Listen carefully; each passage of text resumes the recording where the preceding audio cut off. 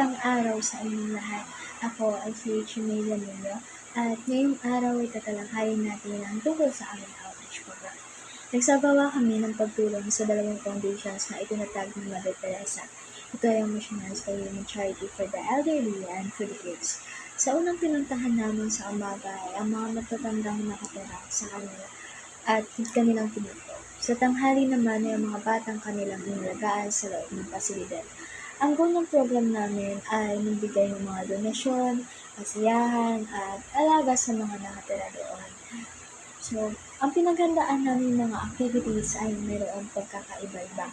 Sa mga matatanda ay dapat nahaharanahin namin sila ng mga kantang kanilang pinalakihan. Sa mga bata naman ay naghandog kami ng mga kantang pambata, storytelling, at sayaw pambata.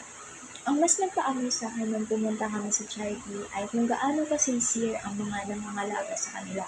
Nakita ko kung gaano kalinis at kaayos ang foundations na aming pinuntahan at kung gaano rin ito kaorganisado. Sa pagpunta namin sa matatanda ay natuwa ako sa kanilang pagtanggap. Hindi ko makalimutan ang pagkanta rin ng Happy Welcome to You sa aming mga volunteers. Sa mga bata naman ay nakita ko ang kasiyahan sa kanilang mukha nung kami ay nagpa-present na sa kanilang harap. Nakita ko kung paano sila nag-enjoy sa simpleng pagbigay namin ng mga hinanda namin activities para sa kanila. Habang sinasagawa namin ang outreach activity, hindi ko mapigilan ang aking kasabikan. Labis ang saya at excitement na naramdaman ko dahil alam ko may madating layunin kami. Ito ay ang maghatid ng kasiyahan sa mga matatanda at bata sa foundation. Hindi ko rin nahintay na makita ang kanilang mga ngiti at saya sa mga hinanda naming sorpresa at programa para sa kanila.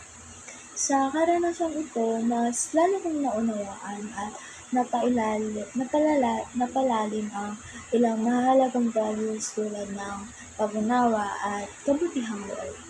Natutunan ko na hindi lang material na bagay ang nakakapagpasaya sa isang tao. Minsan, sapat na ang simpleng ngiti, pakikinig at pagbibigay ng oras upang maramdaman nila ang halaga nila sa lipunan.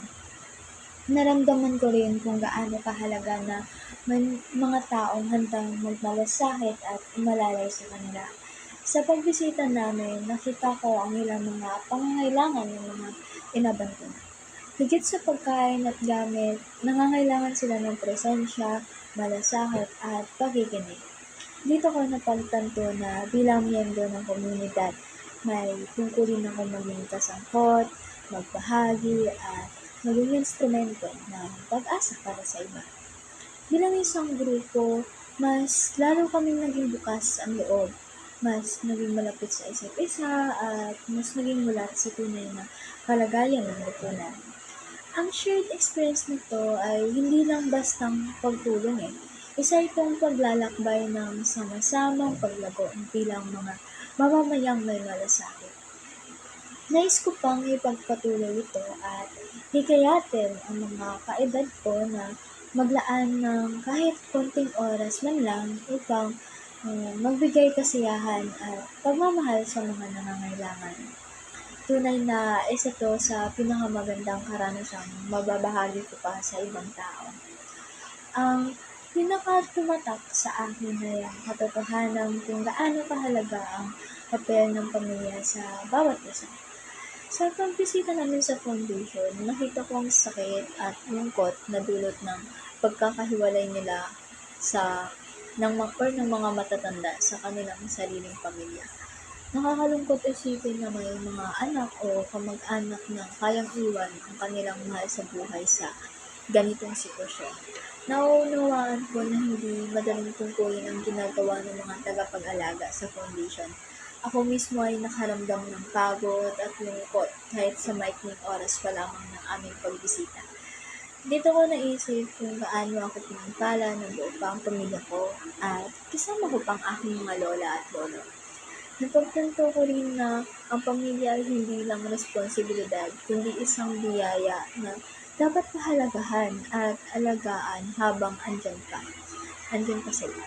Ang pinakamatinding hamon sa aking pag-iisip ay ang realidad na may mga pamilyang kayang talikuran ang kanilang mahal sa buhay.